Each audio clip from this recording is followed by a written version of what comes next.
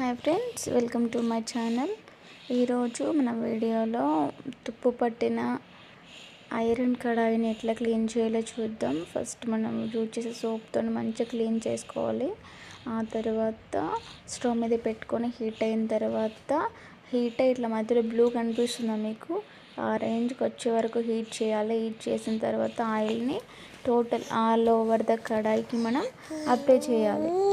ప్రాపర్గా అప్లై చేసుకోవాలి, అప్పుడే ప్రాపర్గా సీజనింగ్ అవుతుంది. తర్వాత రన్నింగ్ వాటర్తోని కడుక్కోవాలి. చూస్తున్నారా అందులో ఇంప్యూరిటీస్ ఎట్లా కనిపిస్తున్నాయో. ఆ తర్వాత కడుక్కొని ఒక క్లాత్ తీసుకొని మంచిగా క్లీన్ చేసుకోవాలి. క్లీన్గా ప్రాపర్గా వెనకాల ముందుకు అన్నీ అంతా క్లీన్ చేసుకోవాలి. క్లీన్ చేసుకొని మంచి కాటన్ క్లాత్ తీసుకోండి, ప్రాపర్గా క్లీన్ అవుతుంది.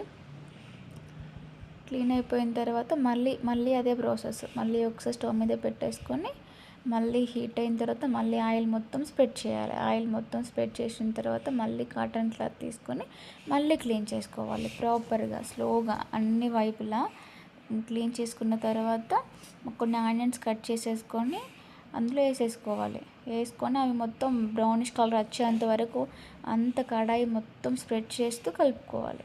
స్ప్రెడ్ చేస్తూ కలుపుకొని బ్రౌన్ కలర్లోకి వచ్చాక తీసేయాలి. అంతే, రెడీ.